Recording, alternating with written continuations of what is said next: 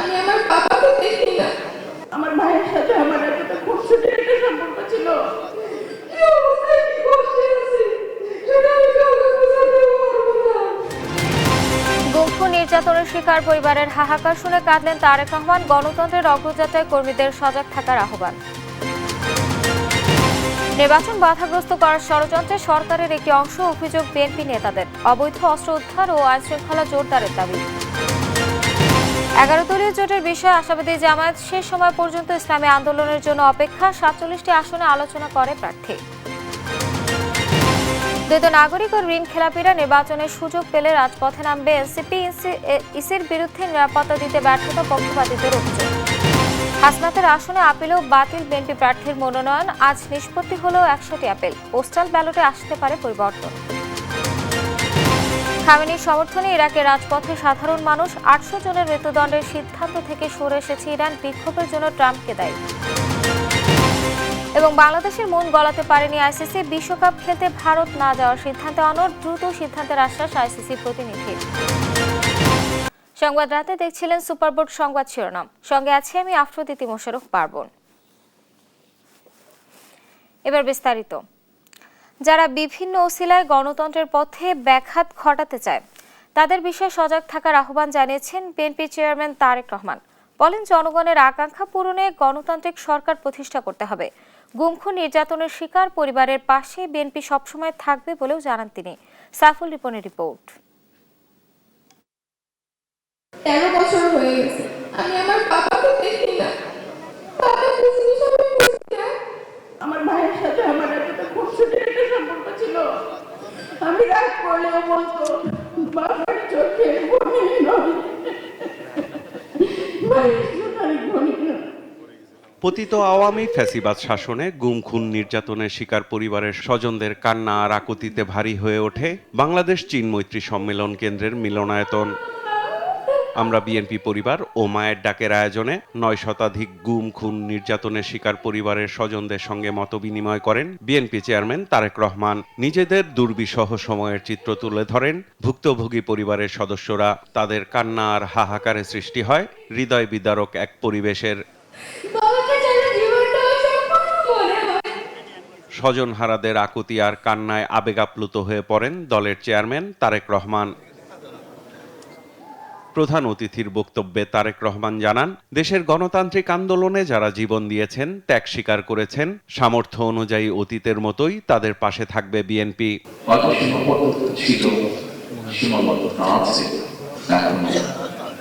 প্রতিটি মানুষের কাছে পাশে গিয়ে দাঁড়ানো, কিন্তু তারপরে আমরা আমাদের চেষ্টা অব্যাহত রেখেছি এবং ইনশাল্লাহ এই চেষ্টা আমাদের অব্যাহত থাকবে ভবিষ্যতে। বলেন, রাজনৈতিক দল হিসেবে ধৈর্যের পরিচয় দিচ্ছে বিএনপি। এ দলকে কোনোভাবেই দমানো যাবে না। আমি বিশ্বাস করি, দৃঢ়ভাবে বিশ্বাস করি, যে দলের নেতাকর্মীরা অন্যায়ের বিরুদ্ধে এই ধরনের আকর্ষণীয় ভূমিকা রাখতে পারে, সেই দলের বিরুদ্ধে ষড়যন্ত্র কিংবা অপপ্রচার চালিয়ে কেউ এই দলকে দমন করে রাখতে পারবে না। তারেক রহমান বলেন, দেশের গণতন্ত্র প্রতিষ্ঠা না করতে পারলে মুক্তিযুদ্ধ থেকে গণতান্ত্রিক আন্দোলনের সব শহীদের প্রতি জুলুম করা হবে। বাংলাদেশের দলমত নির্বিশেষে প্রতিটি মানুষ যারা গণতন্ত্রে বিশ্বাস করেন, সেই প্রতিটি মানুষকে আজ সজাগ থাকার জন্য যারা বিভিন্ন উসিলা দিয়ে বিতর্ক তৈরি করে গণতন্ত্রের পথকে আবার নষ্ট করার বা ব্যাহত করার চেষ্টা করছেন, তারা সফল না হয়। বিগত দিনের সব অন্যায়ের সুষ্ঠু বিচার নিশ্চিতে সবাইকে ধৈর্যের সঙ্গে কাজ করারও আহ্বান জানান BNP chairman Tarique Rahman. Saiful Ripon, Desh TV, Dhaka. যে করে হোক সুষ্ঠু বিচারের দাবি জানিয়েছেন গেল 1.5 দশকেরও বেশি সময় ধরে গুম খুনে স্বজন হারানো পরিবারের সদস্যরা। ভবিষ্যতে যেন আর কারো গুম খুনের শিকার হতে না হয়, সে আকুতিও ছিল স্বজনদের কণ্ঠে। শনিবার তারেক রহমানের সঙ্গে মতবিনিময় সভায় সব কথা বলেন স্বজনরা। এ সময় দেশকে ফ্যাসিবাদ মুক্ত করতে যারা ভূমিকা রেখেছে তাদের পাশে থাকার প্রতিশ্রুতি দেন বিএনপি নেতারা। সাইফুল রিপনের রিপোর্ট। আমরা আমাদের বাবাকে ফেরত চাই, এই কথাটা অনেকবার বলেছি, কিন্তু আমরা আমাদের বাবাদের ফেরত পাইনি। কেউ হারিয়েছেন সন্তান, কেউ বাবা, কেউ ভাই কিংবা পরিবারের প্রিয়জনকে। তাদের কেউ ফিরে এসেছেন, আর কারো আবার খোঁজ নেই বছরের পর বছর। তারেক রহমানকে কাছে পেয়ে কান্নায় ভেঙে পড়েন গুম খুন নির্যাতনের শিকার পরিবারের সদস্যরা। যে এতদিন পর্যন্ত আমার বাবা সহ আমার সকল চাচিদেরকে আমরা ফেরত না পাবো, ততদিন পর্যন্ত আমাদের জন্য দেশ স্বাধীন হবে না। এমন গুম খুন নির্যাতনের শিকার ৯০০ পরিবারের সঙ্গে মতবিনিময় করেন বিএনপির চেয়ারম্যান তারেক রহমান। স্বজনহারাদের বুকে জড়িয়ে নিয়ে বহমান বেদনায় সান্ত্বনা দেওয়ার চেষ্টা করেন। হাহাকার দেখে চোখ ভিজে আসে তারেক রহমানেরও। এই হাহাকারগুলো আমরা কাউকে বলে বোঝাতে পারি না। আমার স্বামীকে 2013 সালের 28 নভেম্বর ঢাকা কেন্দ্রীয় কারাগারের সামনে থেকে গুম করা হয়, যেখানে খুব বড় করে লেখা ছিল, রাখিব নিরাপদ দেখা ভালো পথ। গেল ১.৫ দশকেরও বেশি সময় ধরে গুম খুনে স্বজন হারানো পরিবারের সদস্যরা দাবি করেন সুষ্ঠু বিচারের। আমি তারেক রহমান ভাইয়ের কাছে কিচ্ছু চাই না ভাইয়া, শুধু আমার ভাইয়ের গুমের বিচারটা ভাইয়া আপনি করবেন ভাইয়া। কথা বলেন ভাগ্যের জোরে গুম থেকে বেঁচে ফেরা নিষ্ঠুর নির্যাতনের শিকার নেতারাও। প্রশাসন শুধু আমাকে গুম করেই ক্ষান্ত হয়নি, আমাদের গুম করেও ক্ষান্ত হয়নি, পরিবারের উপর নির্যাতন চালানো হয়েছে। আমরা যারা ফিরে এসেছি আমাদের একটা দায়িত্ব রয়ে গেছে, আপনাদের পাশে থাকা এবং আপনাদের সাহায্য করা। দেশকে ফ্যাসিবাদ মুক্ত করতে যারা ভূমিকা রেখেছে তাদের পাশে বিএনপি থাকবে, এমন প্রতিশ্রুতি দেন দলটির নেতারা। এসবের বিচার চাই। যে ফ্যামিলিগুলো এসেছে প্রিয় নেতা, আপনি তাদের আশ্বস্ত করবেন ইনশাল্লাহ আমরা যদি কখনো ভালো সময় পাই আমরা যেন তাদের পুনর্বাসিত করতে পারি। আজকে যতটুকু মুক্তির স্বাদ পেয়েছি 24-এর 5ই আগস্টের পর থেকে, এটা তো আপনাদের সন্তানদের অবদান। নির্বাচন কমিশনকে সমতা নিশ্চিতের আহ্বান জানিয়ে গুমের শিকার বিএনপির স্থায়ী কমিটির সদস্য সালাউদ্দিন আহমদ বলেন, বিএনপির ভদ্রতাকে দুর্বলতা ভাবার কারণ নেই। নির্বাচন কমিশন এবং একটি রাজনৈতিক দল যেভাবে নির্বাচনকে প্রশ্নবিদ্ধ করতে চায় এবং পারতপক্ষে নির্বাচন থেকে সরে দাঁড়াতে চায় বিভিন্ন কৌশলে, সেটার সুযোগ করছে, আমরা কোনো সুযোগ দেব না। আমরা এত রক্তের বিনিময়ে জনগণের প্রত্যাশিত শক্তিশালী গণতন্ত্রকে ফিরাবো ইনশাআল্লাহ। Saiful Ripon, Desh TV, Dhaka. BNP chairman Tarek রহমানের সঙ্গে সাক্ষাৎ করেছেন বাংলাদেশে নিযুক্ত যুক্তরাজ্যের হাই কমিশনার সারা কুক। শনিবার সন্ধ্যায় বিএনপির গুলশান কার্যালয়ে সাক্ষাৎ হয়। এ সময় উপস্থিত ছিলেন বিএনপি মহাসচিব মির্জা ফখরুল ইসলাম আলমগীর ও স্থায়ী কমিটির সদস্য আমির খসরু মাহমুদ চৌধুরী। এর আগে তারেক রহমানের সঙ্গে সাক্ষাৎ করেন বাংলাদেশে নিযুক্ত ভুটানের রাষ্ট্রদূত দাসো কর্মা হামুদর্জি এবং নেপালের রাষ্ট্রদূত ঘনশ্যাম ভান্ডারী।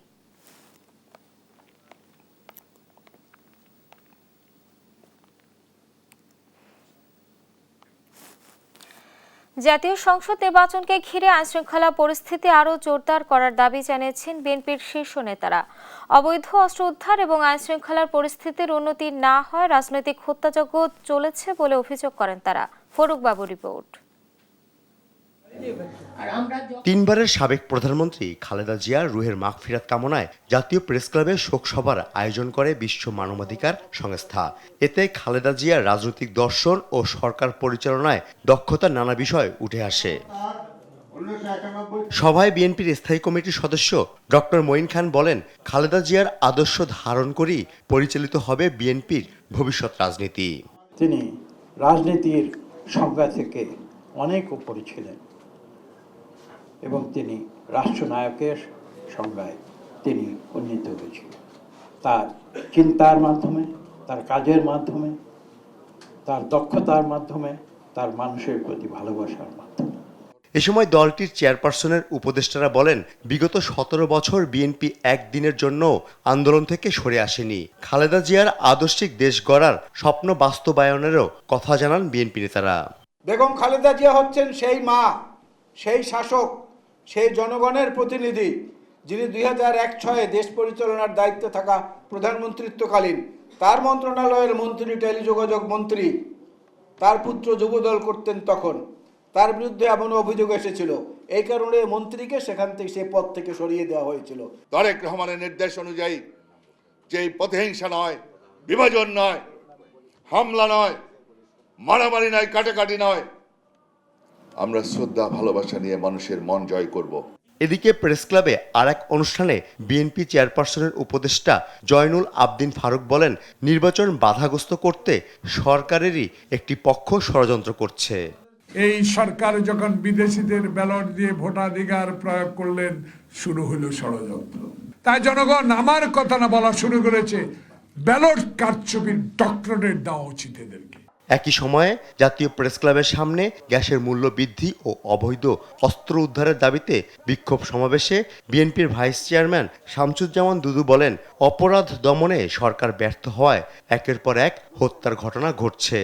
সরকার জানে এটা, তারপরেও এখনো পর্যন্ত উপযুক্ত পদক্ষেপ নেয় নাই বলেই ঢাকা শহরে ইতিমধ্যে বেশ কয়েকজন এবং সারা দেশে অনেক জায়গায় হত্যাকাণ্ডের শিকার হয়েছে। গ্যাস সংকট ও নিত্য প্রয়োজনীয় পণ্যের দাম বাড়িয়ে একটি পক্ষ দেশে অস্থিতিশীলতা সৃষ্টি করে নির্বাচন বাধাগ্রস্ত করতে চায় বলেও অভিযোগ করেন তিনি। ভালো নির্বাচনের জন্য এটা যেমন প্রয়োজন। ফররুখ বাবু, দেশ টিভি, ঢাকা। শহীদ রাষ্ট্রপতি জিয়াউর রহমানের ৯০তম জন্মবার্ষিকী উপলক্ষে দুদিনের কর্মসূচি পালন করবে বিএনপি। শনিবার বিকালে নয়াপল্টনে বিএনপির কেন্দ্রীয় কার্যালয়ে দলটির সিনিয়র যুগ্ম মহাসচিব রুহুল কবির রিজভী জানান, ১৯ জানুয়ারি জিয়াউর রহমানের জন্মবার্ষিকী উপলক্ষে তার কবরে শ্রদ্ধা জানাবেন দলটির চেয়ারম্যান তারেক রহমান। দলের পক্ষ থেকেও শ্রদ্ধা জানানো হবে। ২০ জানুয়ারি সকাল ১১টায় ডিপ্লোমা ইঞ্জিনিয়ারিং ইনস্টিটিউটে আলোচনা সভা হবে। একই দিনে সারা দেশে বিএনপি কার্যালয়ে আলোচনা সভা ও দোয়ার আয়োজন করা হয়েছে। এই সময়ে একটা বিশেষ শহীদ জিয়াউর রহমান বীর উত্তমের ৯০তম জন্মবার্ষিকী আগামী ১৯শে জানুয়ারি দিবসটি উপলক্ষে কর্মসূচি গ্রহণ করে। আমরা বিএনপি 2 দিনব্যাপী কর্মসূচি আমাদের রয়েছে। এছাড়াও অন্যান্য অঙ্গ সংগঠনও তারাও বিভিন্ন কর্মসূচি তারা নেবেন এই দিবসটি উপলক্ষে। গেল ১৫ বছর কোনো ভোট হয়নি। এবার নির্বাচন কমিশন সুষ্ঠুভাবে নির্বাচন পরিচালনা করলে তরুণরা ভোট দিতে পারবে। এই ভোটের অধিকার ১৭ বছর যুদ্ধ করে ছিনিয়ে আনা হয়েছে বলে মন্তব্য করেছেন বিএনপির স্থায়ী কমিটির সদস্য মির্জা আব্বাস। শনিবার রাতে রাজধানীর শাহজাহানপুরে ইউথ সোসাইটি ঢাকা ৮-এর আয়োজনে তরুণ প্রজন্মের ভাবনায় আগামীর ঢাকা ৮ শীর্ষক আলোচনা সভায় প্রধান অতিথির বক্তব্যে তিনি কথা বলেন। জানান, স্কুল কলেজকে রাজনৈতিক প্রভাবমুক্ত রাখতে হবে। এ সময় তরুণ প্রজন্মকে সচেতনভাবে যোগ্য প্রার্থীকে তাদের ভোটাধিকার প্রয়োগের আহ্বান জানান মির্জা আব্বাস। এ সময় উপস্থিত ছিলেন জাতীয়তাবাদী মহিলা দলের সভাপতি আফরোজা আব্বাস সহ অন্যরা।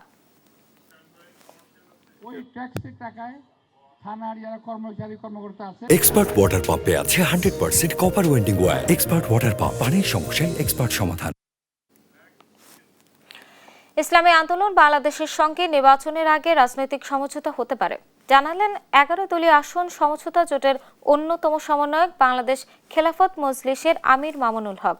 অন্যদিকে জোটে ইসলামী আন্দোলনের জন্য দরজা এখনো খোলা বলে জানান জামায়াতের সহকারী সেক্রেটারি জেনারেল এহসানুল মাহবুব জুবায়ের। তামিম মাহবুবের রিপোর্ট।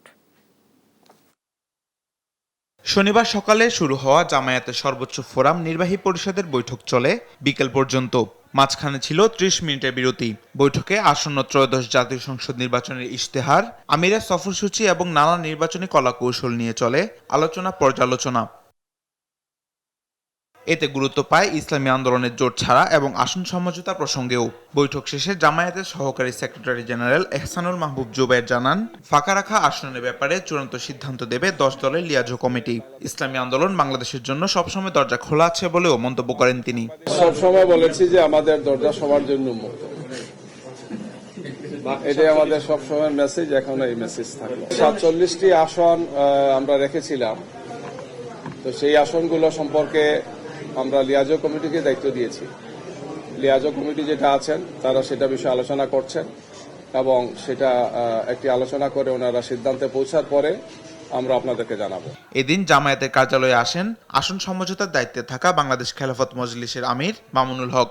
জামায়াতের শীর্ষ নেতাদের সঙ্গে বৈঠক শেষে তিনি জানান, আসন সমঝোতা নিয়ে আর আলোচনার সুযোগ না থাকলেও নির্বাচনের আগে রাজনৈতিক সমঝোতা হতে পারে ইসলামী আন্দোলনের সঙ্গে। এই মুহূর্তে আমরা আর সমঝোতার তেমন কোনো আশাবাদ আর রাখছি না।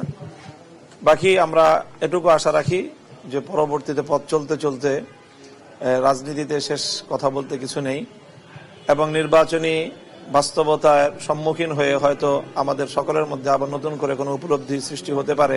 মামুনুল হক দাবি করেন, শরিয়া আইনের ব্যাপারে জামায়াতের আমিরের দেয়া বক্তব্য ভুল বুঝেছে ইসলামী আন্দোলন। এই সম্ভাব্যতার জায়গাটাই উনি বলেছেন। আমি মনে করি এতটুকুই, কাজেই কোনো কথার মধ্যে এখানে মানে কন্ট্রাডিকশন আমি দেখছি না। তামিম মাহবুব, দেশ টিভি, ঢাকা। কোনো বিদেশি নাগরিক এবং ঋণ খেলাপিকে নির্বাচন করার সুযোগ দেওয়া হলে রাজপথে নামবে জাতীয় নাগরিক পার্টি এনসিপি। শনিবার রাতে রাজধানী বাংলা মোটরে দলটির প্রধান কার্যালয়ে সংবাদ সম্মেলনে দলটির মুখপাত্র আসিফ মাহমুদ বলেন, যদি নির্বাচন কমিশন কোনোভাবে দ্বৈত নাগরিকদের বৈধতা দেয় তাহলে আইনি লড়াই এবং রাজপথে তা মোকাবেলা করা হবে। বলে, নির্বাচন কমিশন একটি দলকে গুরুত্ব দিচ্ছে, প্রার্থী এবং তাদের কর্মীদের নিরাপত্তা দিতে ব্যর্থ হয়েছে ইসি। দ্রুত সংশোধন না হলে নির্বাচন কমিশন পুনর্গঠনের দাবিও জানান তিনি।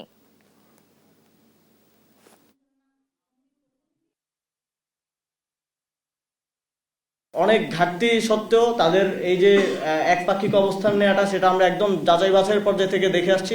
আমরা কোনোভাবেই যদি নির্বাচন কমিশন এই ক্ষেত্রে সংবিধান লঙ্ঘন করার কিংবা কোনো ধরনের ইন্টারপ্রিটেশন দেওয়ার কিংবা কোনো ফাঁকফোকরের মধ্য দিয়ে তাদেরকে এখতিয়ার বহির্ভূতভাবে তাদের প্রার্থিতা বৈধ করার কোনো চেষ্টা করে, তাহলে আমরা একই সাথে আইনি লড়াই লড়বো এবং একই সাথে রাজপথেও নামবো।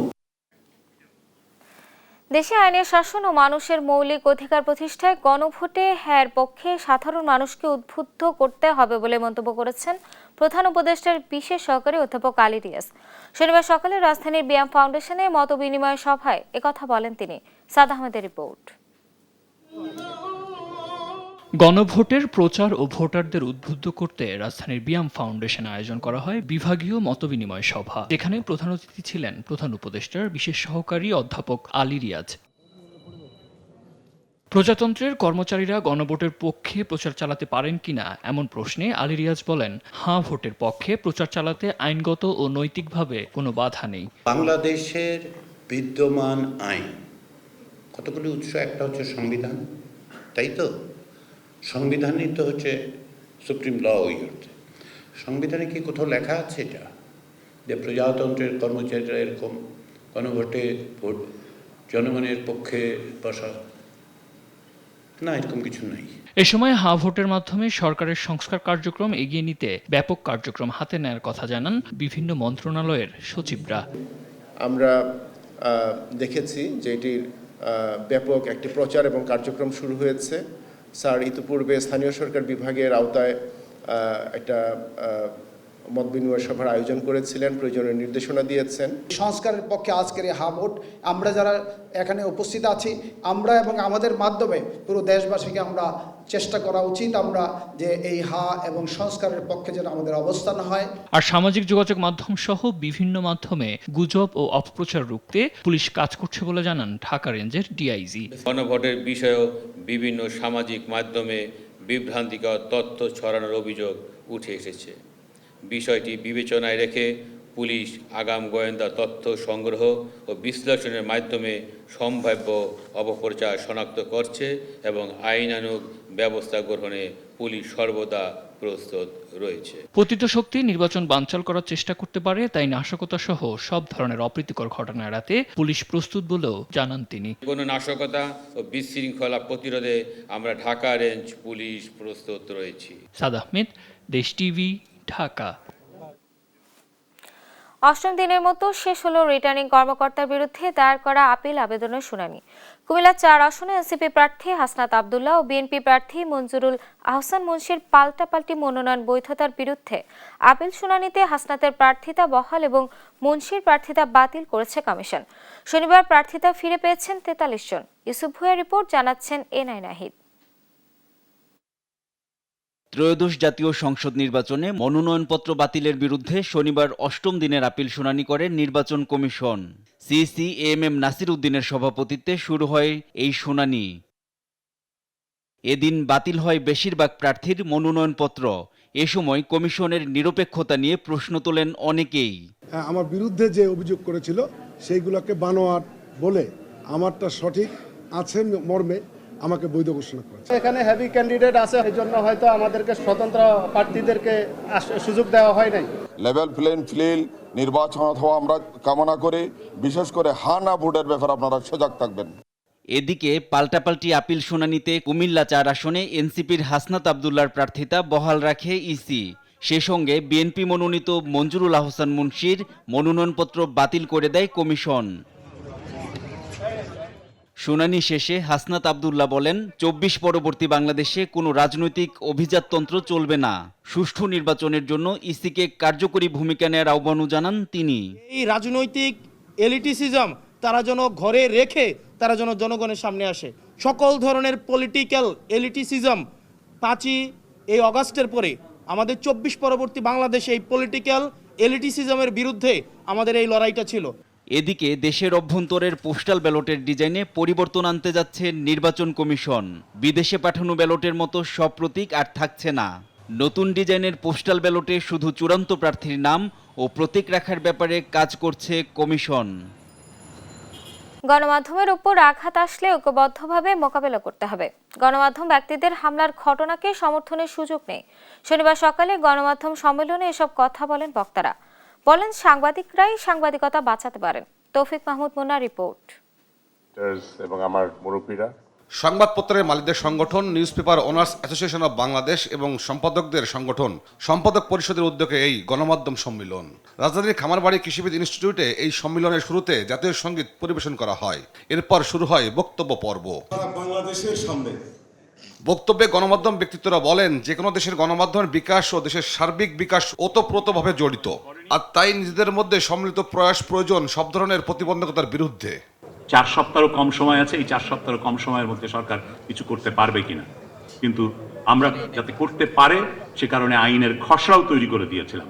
সেই খসড়া নিয়ে একটা দ্রুত কনসালটেশনের মধ্য দিয়ে ভেটিংয়ের প্রক্রিয়া সম্পন্ন করে ওই আইনটা করা সম্ভব ছিল, এখনো সম্ভব। আমরা যদি আমাদের নিজের সম্মান নিজেরা সমুন্নত রাখতে না পারি, তাহলে অন্যরা আমাদেরকে সম্মান করবে না, এবং এই অসম্মানিত অবস্থার কোনো অস্তিত্বকে কোনো কায়েমি স্বার্থ কখনো ভয় পায় না। আমাদেরকে কায়েমি স্বার্থের জন্য একটা সংগঠিত প্রতিষ্ঠান, সম্মানিত প্রতিষ্ঠান হিসেবে গড়ে তোলা, এই জন্য আমরা কাজ করে যাব। সরকারের উদ্দেশ্যে বক্তারা বলেন, গণমাধ্যম ছাড়া কেউ সত্য কথা বলবে না। স্বাধীন সাংবাদিকতায় বিশ্বাস করলে সরকারই বরং উপকৃত হবে। গণমাধ্যমের কার্যালয়ে হামলা ভাঙচুরকে নজিরবিহীন বলে মন্তব্য করেন বক্তারা। আপনার সরকারের ব্যুরোক্রেসি বলবে না, আপনার সরকারের ইন্টেলিজেন্স কমিউনিটি বলবে না, তারা সবসময় আপনাকে প্রশংসার মধ্যে, প্রশংসার জগতে আবদ্ধ রাখবে। স্বাধীন সাংবাদিকতা হচ্ছে একমাত্র প্রতিষ্ঠান যারা আপনাকে সত্য কথা বলবে। বিভৎস এরকম মধ্যরাতে অফিস আক্রান্ত হওয়া, আগুন দেওয়া, এটা নজিরবিহীন। এটা আমাদের যতটা আমরা অর্জন করেছি তা আমাদেরকে কলঙ্কে এবং মানে কি বলবো, এটা অপবাদে এবং ঘৃণায় বিশ্ববাসীর কাছে মুখ দেখানোর মতো অবস্থা আমাদের নেই। আমাদের অতীত অভিজ্ঞতা ভালো ছিল না। অতীতের সময় সব কাজ, সব বক্তব্য, সব অবস্থান, সব পরিস্থিতি, সব অনুযায়ী যা আমরা করেছি হয়তো ঠিক ছিল না। অনেক বেশি আলোচনা করার সুযোগ আছে। এই তর্কগুলো, বিতর্কগুলো অনেক বিলম্ব হলেও এখন হচ্ছে। সব সরকারের আমলেই গণমাধ্যম আক্রান্ত হয়, তাই নিজেদের মর্যাদা ও গণমাধ্যম রক্ষায় সাংবাদিকদের ঐক্যবদ্ধ আহ্বান ছিল বক্তাদের কণ্ঠে। বলতে হবে, তাহলে বুঝবেন। তৌফিক মাহমুদ মুন্না, দেশ টিভি, ঢাকা। সাদা পাথরের মতো শব্দ দূষণ রোধেও সামাজিক আন্দোলন গড়ে তুলতে তরুণদের প্রতি আহ্বান জানিয়েছেন পরিবেশ উপদেষ্টা সৈয়দা রিজওয়ানা হাসান। শনিবার সকালে রাজধানীর মানিক মিয়া এভিনিউতে শব্দ দূষণ নিয়ন্ত্রণে জনসচেতনতা বাড়ানোর লক্ষ্যে পরিবেশ অধিদপ্তর এবং ঢাকা মেট্রোপলিটন পুলিশের যৌথ উদ্যোগে হর্নের বিরুদ্ধে মোটর শোভাযাত্রার উদ্বোধন শেষে তিনি এই আহ্বান জানান। এ সময় পার্শ্ববর্তী দেশ কাঠমান্ডুর উদাহরণ দিয়ে নিজের দেশটাকে শব্দ দূষণ মুক্ত করার প্রয়োজনীয়তা তুলে ধরেন তিনি। উপদেষ্টা রিজওয়ানা বলেন, পরিবেশ অধিদপ্তরের পাশাপাশি এখন থেকে শব্দ দূষণের জন্য ট্রাফিক পুলিশও মামলা করতে পারবে।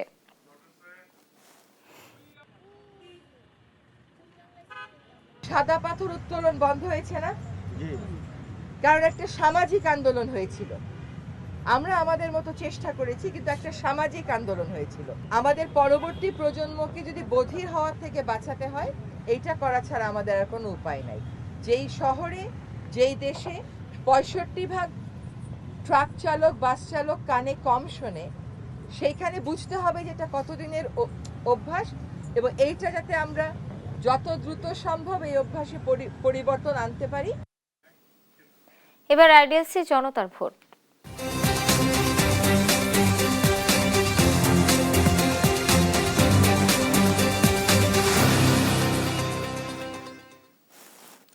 সারা দেশের মতো নির্বাচনী হাওয়া উষ্ণতা ছড়াচ্ছে নোয়াখালীতেও। 12 ফেব্রুয়ারির অপেক্ষায় নবীন প্রবীণ সহ সব ভোটার। নির্বাচিত সংসদ সদস্যরা জেলার ভাগ্য উন্নয়ন করবে বলে আশা তাদের। সহকর্মী মোহাম্মদ ফয়সালের পাঠানো তথ্য ছবিতে জানাচ্ছেন ফারজানা আফরোজ টুম্পা। ত্রয়োদশ জাতীয় সংসদ নির্বাচনের উত্তাপ উচ্ছ্বাস ছড়িয়েছে নোয়াখালীর 6টি সংসদীয় আসনে। বিভিন্ন দলের প্রার্থীদের পাশাপাশি ভোটারদের মাঝেও আনন্দ উচ্ছ্বাসের কমতি নেই।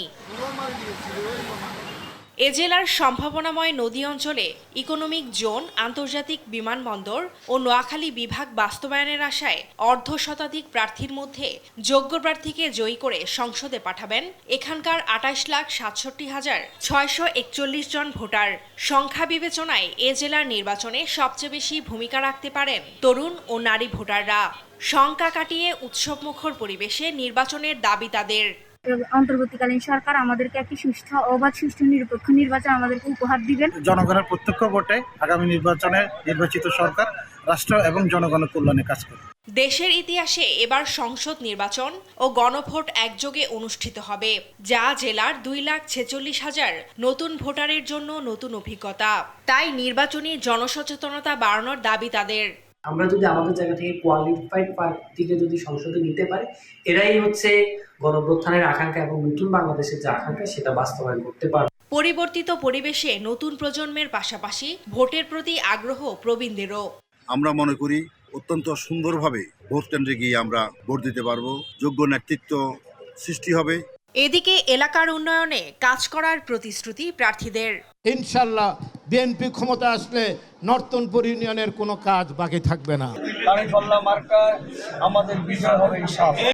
ভোটের দিন যতই ঘনিয়ে আসছে ততই বাড়ছে আমেজ। সুষ্ঠু ও উৎসবমুখর পরিবেশে ভোট আয়োজনের দাবি নোয়াখালীবাসীর। ফারজানা আফরোজ টুম্পা, নিউজ ডেস্ক, দেশ টিভি। ময়মনসিংহের জাতীয় কবি কাজী নজরুল ইসলাম বিশ্ববিদ্যালয়ে টানা দ্বিতীয়বারের মতো অনুষ্ঠিত হলো technology, entertainment and design event. শনিবার দিনব্যাপী বিশ্ববিদ্যালয় সংলগ্ন নজরুল জাদুঘরে প্রায় 200-এর অধিক শিক্ষার্থী ও 40 জন অর্গানাইজার নিয়ে ইভেন্টটি অনুষ্ঠিত হয়। এ সময় তারা সব অতিথি বক্তাদের সঙ্গে সরাসরি কথা বলেন এবং নিজেদের ক্যারিয়ারকে উন্নতির পথে এগিয়ে নেওয়ার জন্য গাইডলাইন পায়। এতে গ্লোবাল ইউথ পার্লামেন্ট সার্ক অঞ্চলের deputy coordinator engineer Hasan Mahmud ও চিত্র পরিচালক অমিতাভ রেজা সহ অনেকেই উপস্থিত ছিলেন।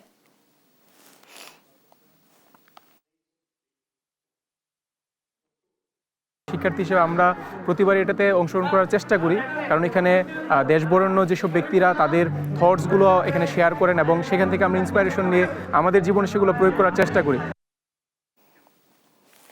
ডেল্টা হাসপাতাল লিমিটেডের 39তম বার্ষিক সাধারণ সভা সফলভাবে অনুষ্ঠিত হয়েছে।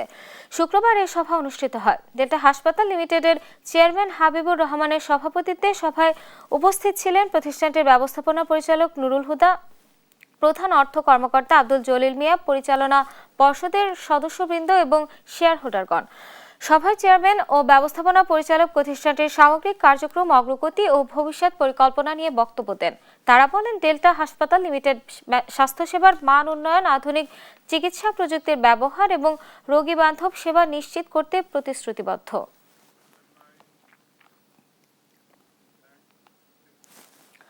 শারীরিক প্রতিবন্ধিতা অন্তর্ভুক্তিমূলক সমাজ করি, দেশ ও জাতির অগ্রগতি নিশ্চিত করি প্রতিপাদ্যে প্রতিবন্ধী ব্যক্তিদের অন্তর্ভুক্তিমূলক সমাজ গঠনে নীতিগত সমন্বয় ও সম্মিলিত উদ্যোগের আহ্বান জানিয়ে সামাজিক সচেতনতামূলক আলোচনা সভা অনুষ্ঠিত হয়েছে ঢাকায়। শনিবার রাজধানীর জাতীয় প্রতিবন্ধী উন্নয়ন ফাউন্ডেশনের সুবর্ণ ভবনে সুবর্ণ নাগরিক ফাউন্ডেশনে এ সভার আয়োজন করে।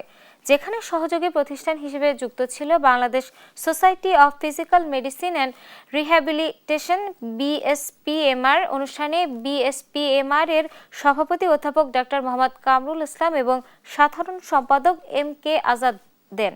এ সময় তারা BSPMR এর কার্যক্রম অর্জন ও ভবিষ্যৎ কৌশলগত পরিকল্পনা তুলে ধরেন।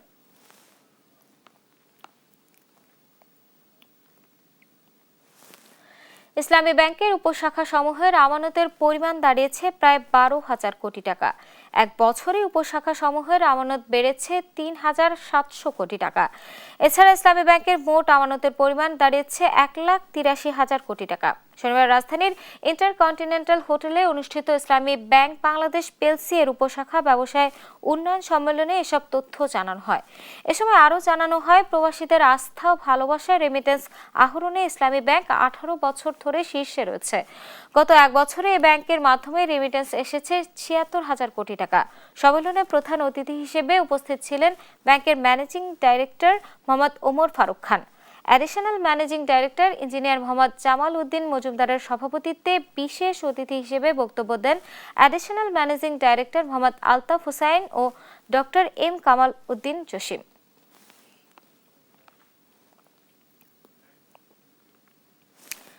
শাহজালাল ইসলামী ব্যাংক PLC এর বার্ষিক ব্যবসায়িক সম্মেলন 2026 অনুষ্ঠিত হয়েছে গাজীপুরে। ব্যাংকের ব্যবস্থাপনা পরিচালক মোসলে উদ্দিন আহমেদের সভাপতিত্বে সম্মেলনে প্রধান অতিথি হিসেবে উপস্থিত ছিলেন শাহজালাল ইসলামী ব্যাংকের পরিচালক পর্ষদের ভাইস চেয়ারম্যান মোহাম্মদ ইউনুস। সম্মেলনে অন্যান্যদের মধ্যে ব্যাংকের পরিচালকবৃন্দ মোহাম্মদ সানাউল্লাহ সাহিদ, আক্কাস উদ্দিন মোল্লা, খন্দকার সাকিব আহমেদ, ফকির আক্তারুজ্জামান ও শরিয়া সুপারভাইজরি কমিটির সদস্য মুফতি আব্দুল্লাহ মাসুম উপস্থিত ছিলেন। এ সময় ব্যাংকের উপব্যবস্থাপনা পরিচালক মোহাম্মদ জাফর সাদেক FCA 2025 সালে বিভিন্ন সূচকে ব্যাংকের সাফল্য অগ্রগতির উপর সার্বিক তথ্যচিত্র উপস্থাপন করেন। সম্মেলনে আলোচকবৃন্দ বর্তমান ব্যবসায়িক পরিস্থিতি নিয়ে বিস্তারিত আলোচনা করেন।